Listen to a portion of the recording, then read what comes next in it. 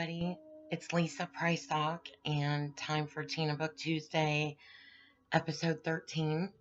And today I am drinking it's a gingerbread spice celestial seasonings tea in my giant Christmas mug.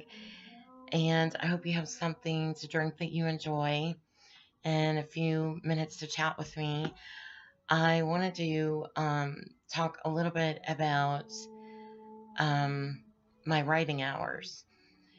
So some writers write during the day, and some writers write in the evening, and some are afternoon writers, and some write at night. I would have to say the majority of the time I probably write at night when it's very quiet.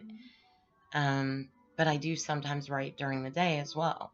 So it just kind of depends on my schedule and what's going on. If I have to run a lot of errands or things like that.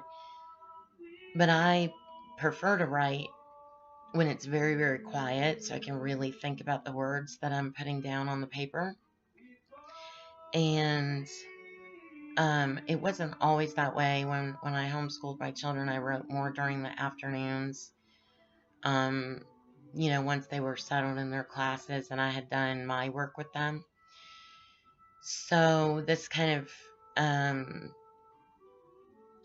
gradually I grew into writing more at night as I would progress in the book. Sometimes it just demanded that kind of attention and concentration.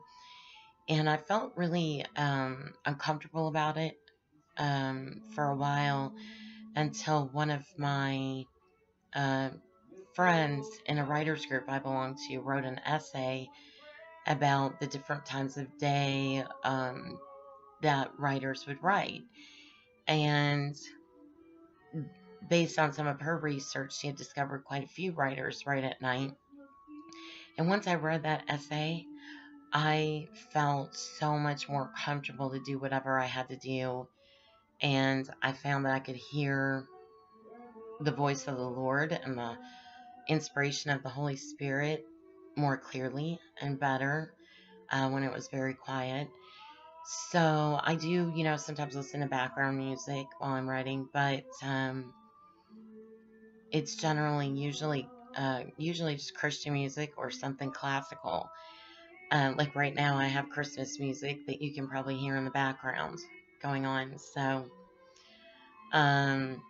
with I'll Be Home for Christmas, I think is playing right now. But I just so enjoy whatever time that I do write, being able to just make sure it's a quiet time. And it hasn't always been that way for me. Sometimes there were lots of things going on, or kids and teens coming in and out of the room, or the phone ringing, or the doorbell ring. And all those interruptions do seem to disrupt the flow of the story and the flow of my thoughts. So, more reasons why I prefer to write in the evenings. But that's just how it has worked for me the majority of the time, but not always. As I said, there can be weeks on ends where I'm writing during the day, so it just kind of really depends on what's going on. And I just wanted to share that with you. And also, I wanted to share a little bit about this book written by a friend of mine.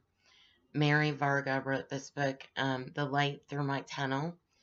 This is a picture of the cover.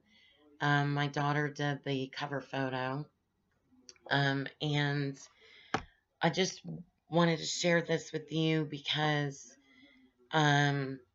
Mary is a writer friend of mine.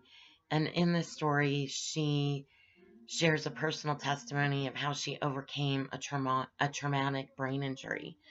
And her story has just so blessed me. And I hope that you won't miss her book. It's a wonderful book with lots of testimony of her really triumphant turnaround from that incident in her life. And she is a Louisville, Kentucky writer. And so the book again is The Light Through My Tunnel by Mary Varga. If you get a chance to read it, it's not very long. As you can see, it's kind of a thinner book, but it's a really great read from a Christian perspective and how the Lord helped her overcome this challenge in her life. And I also wanted to ask, I hope if any of you have read Annabelle yet, I hope that you have had a chance to read this book. And if you have, if you'll leave a review for me. But I hope that you don't miss this story. It's the second book in the Brides of Grace Hell series. And I just released it prior to All That Glitters. So I hope that you don't miss this wonderful pioneer antebellum era story. It does have some pieces about Scotland and the Oregon Trail in the story. So if you like pioneer stories and you like Scottish Christmases and things like that, you'll really enjoy this book.